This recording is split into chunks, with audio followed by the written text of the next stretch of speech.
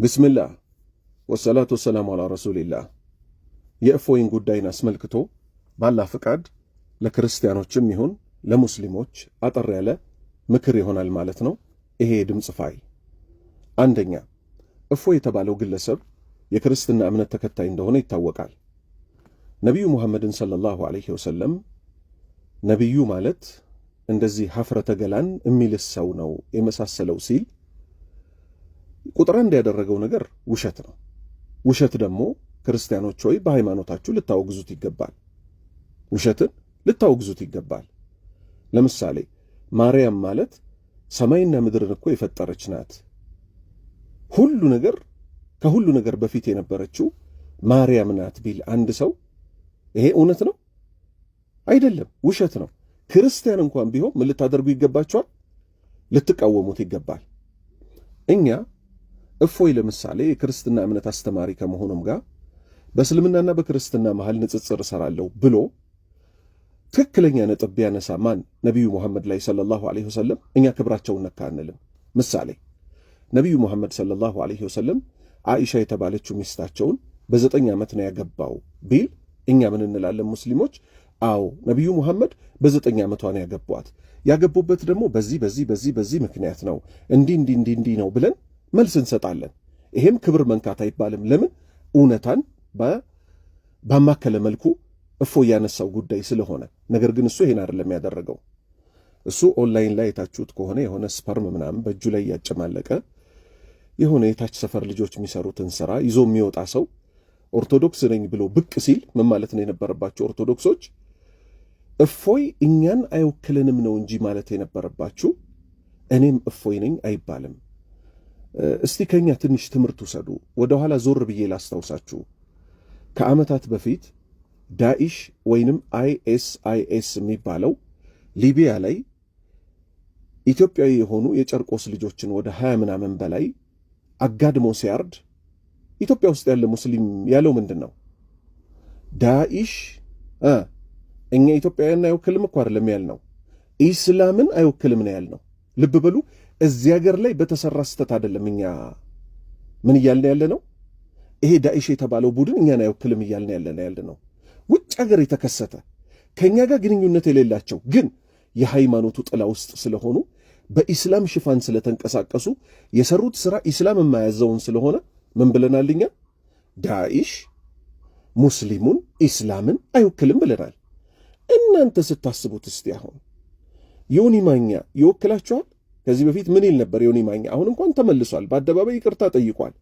ድንግል ከነ ልጇ ብሎ ይገባና ግን ድንግል የምትጠላውን ድንግል ያላደረገችውን ቆሻሻ ንግግር ይናገር ነበር። የሰው ሃይማኖት ይነካ ነበር።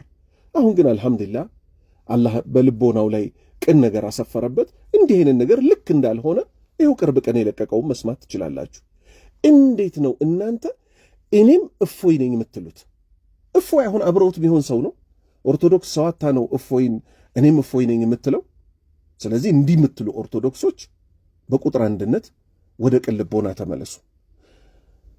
ማንኛውም ሰው ትኩረት ሊሰጥ የሚገባው ነገር በውሸት ላይ የተነሳ ነገር ሁሉ መጨረሻው ክስረት ነው። እናንተ ካስታወሳችሁ ፓስተር ዮናታን ስለ ማርያም ነው ስለሆነ ነገር ተናግሮ የሆነ ነገር ተናገራችሁ፣ በጣም ተቆጣችሁ። ለምን?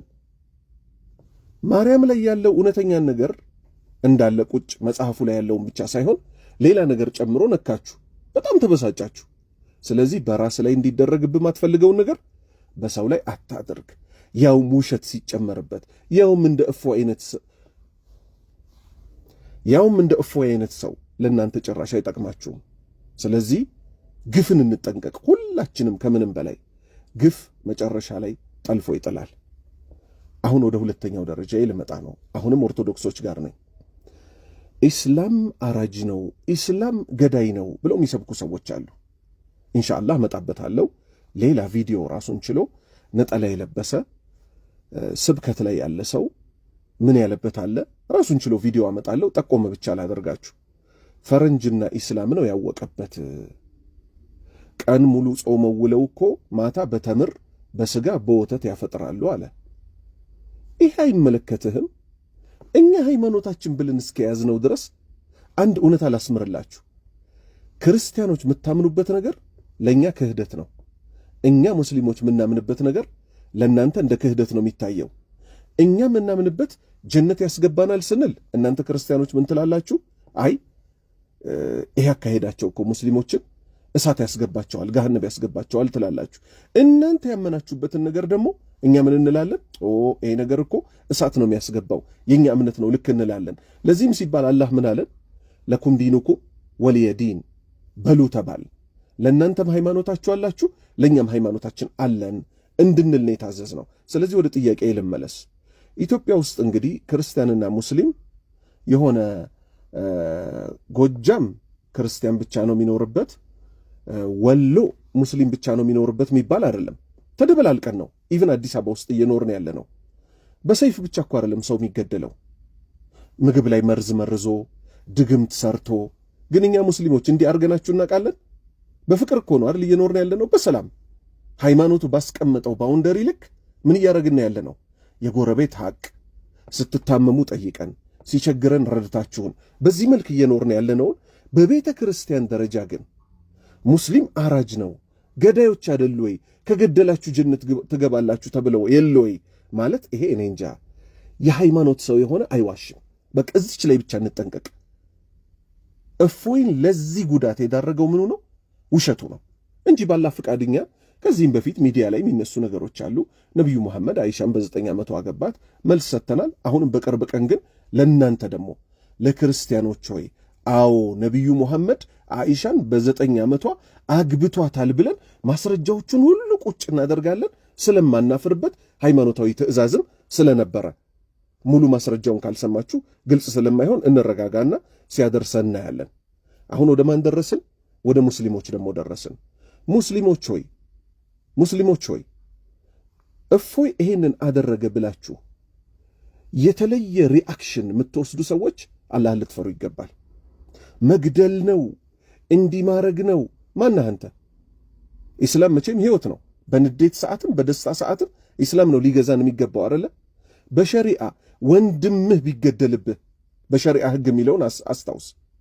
አይደለም እንደ ኢትዮጵያ አይነት የተለያዩ ሃይማኖት ያሉባት አገር ቀርቶ በሸሪዓ ወንድምህ ቢገደልብህ ምንድነው የምትፈጽመው እርምጃ? የወንድሜን ገዳይ እገለዋለሁ ነው የምትለው ወይስ ለሸሪዓ መሪና ለሸሪዓ ዳኛ አሳልፈ ትሰጣለህ? ለሸሪዓ መሪ አሳልፈ ትሰጣለህ። የሸሪዓ መሪና ዳኛ ነው እዛ ሰውዬ ላይ የሚገባውን ፍርድ ካጣራ በኋላ የሚወስደው። ስለዚህ እኛ እዚህ ሀገር ውስጥ ስንኖር መንግስት የለም አንልም አይደል? መንግስት አለ፣ ፖሊስ አለ፣ ወታደር አለ። አገሪቱ ላይ ባለው መተዳደሪያ መሰረት እኛ መልእክተኛ አድርገን የያዝናቸው የሃይማኖቱ ትልቅ መገለጫ እንዲህ ሆነውብናል ብለን ስሞታችንን ደግሞ ለማን ነው የምናቀርበው? መጅሊስ ተብለው የተቀመጡ አካላት አሉ። የሙስሊሙ የሐጅ የመቃብር የሃይማኖት ጉዳይ ይመለከታቸዋል ተብለው የተቀመጡ አሉ። አላህ ባጓደሉት ነገር እነሱን ይጠይቃል። የኛ ኃላፊነት ግን ምንድነው? ለነሱ ጉዳዩ ማድረስ። እነሱ በመንግስት መዋቅር መሰረት በምን መልክ ይሄን ጉዳይ መውሰድ እንዳለባቸው ኃላፊነት ተሰጥቷቸዋል እንጂ ማንም ተነስቶ በየቲክቶኩ በየፌስቡኩ በየዩቲዩቡ እንደዚህ ያርግ እንደዚህ በል ሚለው አይደለም። ወደ 3ኛ ነጥብ የደረሱ ሙስሊሞችን ነው ይሄ የሚመለከተው። ሙስሊሞች ሆይ ኮሜንቶች እያየሁ ነው። አላህ ምንድነው ያለን? መሐይማን አላዋቂዎች የማይሆን ነገር ሲናገሩ ሰላም ብላችሁ ጥላችኋቸው ሂዱ ነው የሚለው። እናት እንደዚህ ትሁን አንተ ምናምን ልጅ ብለው የሚሳደቡ ሰዎች አሉ። ያን ስድብ ምን ያደርጉታል? ሌሎች ስክሪንሾት ያደርጉና ተመልከቱ ሙስሊሞች መሐመድንማ ገና ቆይ እነካከዋለን እናሳብዳቸዋለን ይላሉ። ስለዚህ ሙስሊሞች ሆይ ከነፍሴ ጨምሮ አደራ ምለው ምንድነው? አላህ እንደመከረን ከአላህ ውጭ ሌላ አማልክትን የሚያመልኩ ሰዎችን ምን አታድርጉ አለ? እንዳትሰድቧቸው። የሚያመልኩትንም አካል እነሱንም ቢሆን እንዳትሰድቧቸው አለ። ለምን? እነሱ ደግሞ በተገላቢጦሹ አላህና መልእክተኛውን ዲኑን ይሳደባሉና ባለማወቅ አለ። ስለዚህ ሃይማኖቱ የሥነ ሥርዓት ሃይማኖት ነው። አላህን እንፍራ። ሁላችንም በልክ እንሆን። ክርስቲያኖች የራሳችሁ መንገድ አላችሁ። እንዲህ አይነት ጸያፍ የሚሰራን ሰው እንዲያው አሳልፋችሁ ልትሰጡ። እኛ ዳኢሽ አይወክልንም እንዳልነው እፎይ አይወክልንም እንጂ የሚባለው እኔም እፎይ ነኝ አይባልም። አላህ ቀኑ መንገድ ይምራን። ወሰላሙ አለይኩም ወራህመቱላህ